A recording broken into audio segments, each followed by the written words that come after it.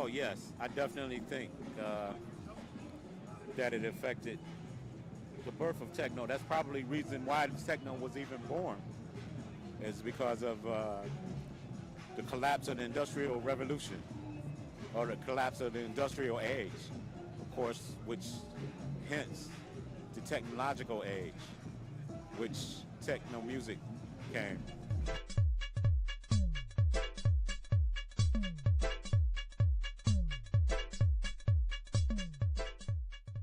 Well, when you say deindustrialization, Detroit, you can't get a better example of a deindustrialized city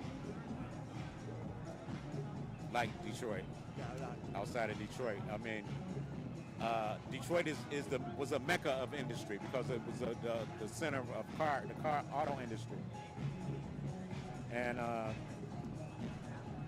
so when the automation came in and the technology came in, it definitely had an effect on the city, which of course affected its inhabitants, and it just made for fertile ground for creativity.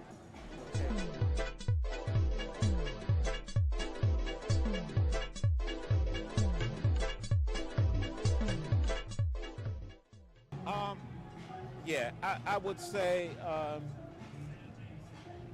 I think the techno music is more of a spontaneous progression. There was no revolution or subversive ideas or meetings that we got together and said, hey, we're going to create this music to overthrow the government. Nothing like that, man. No. It was just a sign of the times. It was just a sign of change. Exactly. I think it's more than feelings, no? It's related with feelings. Right? Yeah, and it was just all about change, good or bad. It's about change.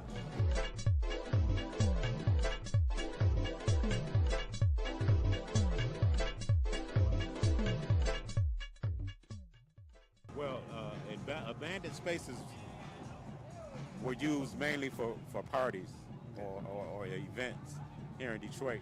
And the reason why abandoned spaces were used because there's no real purpose-built clubs or venues in Detroit for that music, and I don't know if investments weren't there, or people in this such a city like this didn't feel like nightlife was something to invest in, so they didn't. So when people wanted to do parties, they had to find empty warehouses and things, especially for underground music. You've been in the Russell Industrial. Yeah, Russell Industrial. That's very Packard emblematic, Plant, right? I don't know if it was a place called Packard Plant. We used to do run down, totally abandoned buildings, man. We threw some good parties there. Okay, great.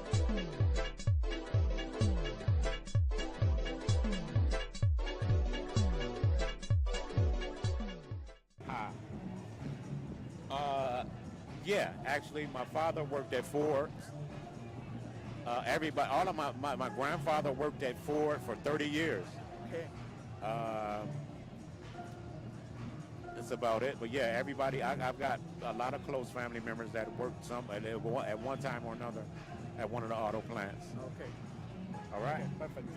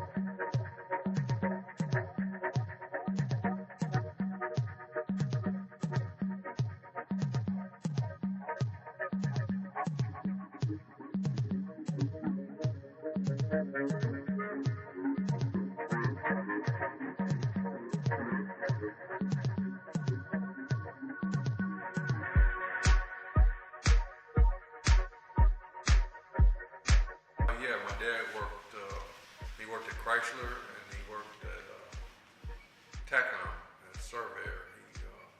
He was a pipe fitter and a boiler and refrigeration man for about 44 years. And he worked in the glass shop at Chrysler when he worked there.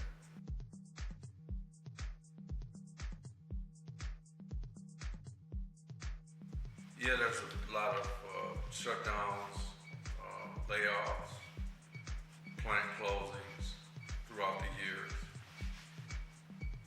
But your family members were affected for that, about that? Oh, definitely. I mean, you know, the cost of living. Okay. You know, the layoff and then the cost of living goes up. Okay. At the same time. Right. You know, gas prices going up and nobody's got a job. Right. You know, that's really But hard. were affected indirectly, right? Or they were Some were affected directly, though. I mean, I was affected directly. I quit working at Chrysler. Ah, okay. But that's what I... myself. Ah, yourself. But shortly thereafter, they closed the plant. Okay. Within the next 6 to 10 years, they closed the plant. That was where they built the Neon engine. You ever heard of Neon? What? Neon. No. Yeah, that's the type of car. Yeah. At least it was. Neon.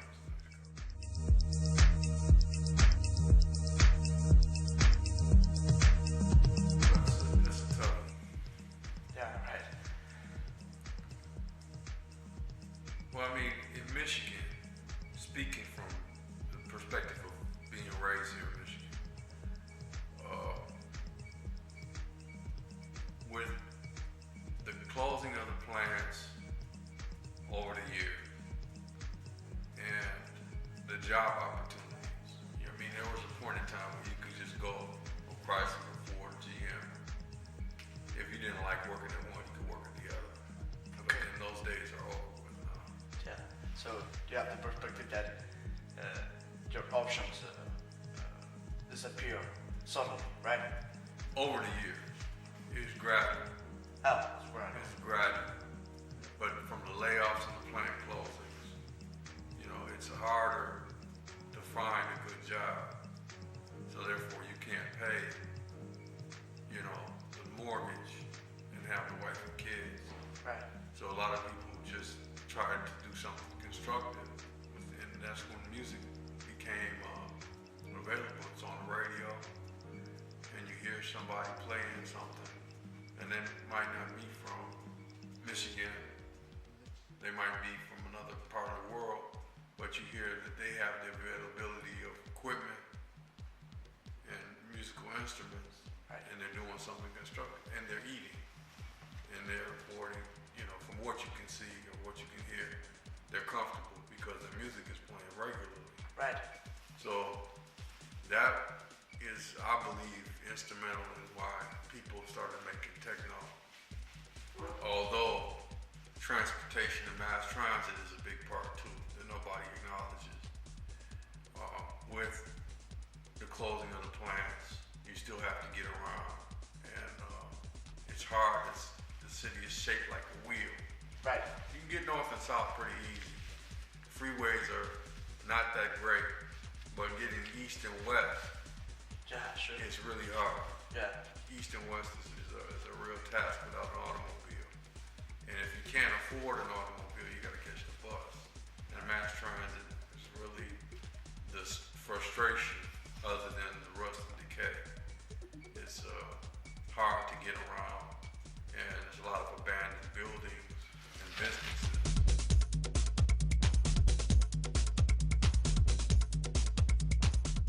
Techno as a movement is really positive in that it allows you the availability of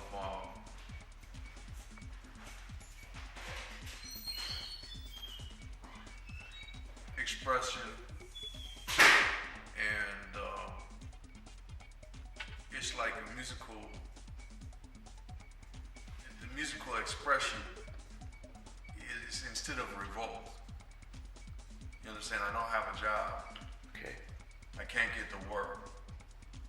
I can barely feed myself, but I can express myself. There's somebody else that might not even have that much availability of broadcast bandwidth or vinyl cutting availability can hear that and say, well, maybe I'm not going to get into this revolt. I'm going to do something constructive, like grow some golden seal in Africa to prevent AIDS. Okay. And the average guy isn't thinking about it. He's thinking, I've got to get to the job, make $26 an hour. I'm going to go eat fast food, then I'm going to go home and have sex with my wife and my girlfriend. Right. Raise my kids and get in my automobile.